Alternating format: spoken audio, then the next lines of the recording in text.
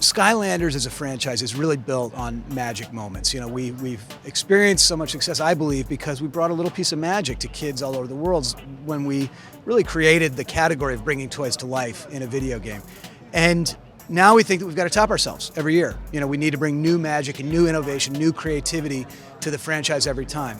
And we're doing just that with Skylanders Swap Force. And this year, the magic is all about choice. It's all about swappability. The characters are each in two halves. They sort of split in the middle, and you can combine the bottom half and the top half of different characters to create your own custom character. You do it in the physical world, and then it's recognized in the digital world. And the choices you make in the physical world really determine how your character will be in the game.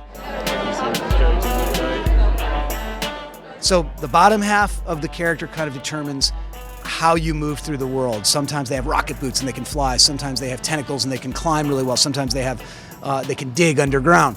And the top half is more about how you engage in battle, how you attack, how you fight.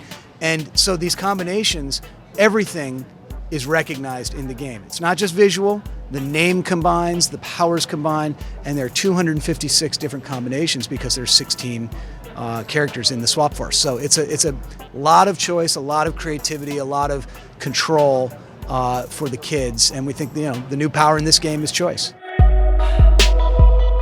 The story behind Swap Force is that this was a special team of Skylanders whose job it was to defend a magical volcano that erupts once every 100 years and replenishes Skylanders with magic.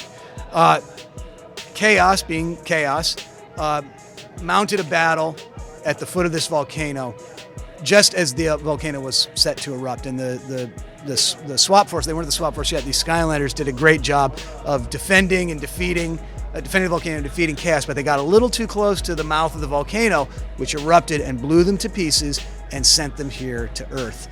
Here on Earth, the Portal Masters can either reassemble them in their original form, or they can reassemble them in new combinations because the magical volcano gave them this power of being able to combine with one another.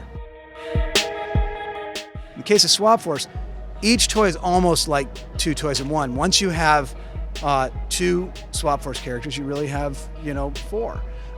Because you can make different combinations, and it obviously exponentially continues as you go all the way up to 256 possible different characters just by buying 16 toys. So, it would be one thing if it was just a cosmetic difference. That would be cool enough. But the fact that it actually creates such distinct experiences inside the game, depending on what choices you make here in the physical world, I think it's an incredible value. The other thing that's an incredible value that I'm very proud of that we've been able to do thus far is bringing every toy and making it forward compatible. So there are 100 million Skylanders toys in the hands of kids all over the world today. And every toy that was from Skylanders Spyro's Adventure, every toy that came out with Skylanders Giants, every single one of those can play inside of Skylanders Swap Force.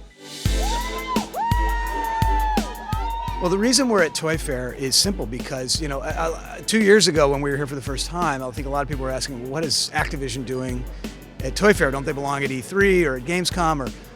And we thought, well, look, we're really competing now in two different industries. We've really brought two industries together. And obviously, given our history and our background, we're obviously going to get, an audience with the gaming community, and we knew that they would be curious to see a new game from Activision. But in the toy world, we thought, well, we've really got to sort of knock on the door and get welcomed in.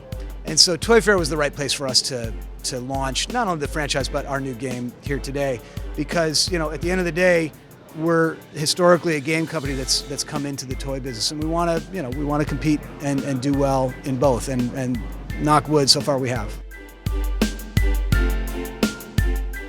As you walk around the event here today, one of the things you see is that we've gotten involved with a lot of great license partners. So, a couple years ago, we didn't know we had a hit, and it's very hard to generate this kind of interest for a new intellectual property, a new franchise. But in just 15 months since we've launched the first Skylanders game, we've gotten incredible interest from a bunch of the world's best licensing companies. So you walk around, you can see whole kids' bedrooms set up with Skylanders, have bicycles and skateboards and backpacks, and all super high quality, all incredibly well designed, all incredibly whimsical and fun.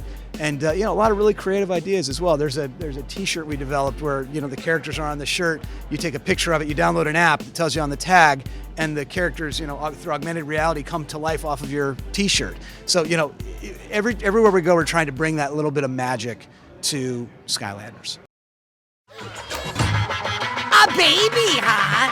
Ugh. Now this diaper is filled with evil!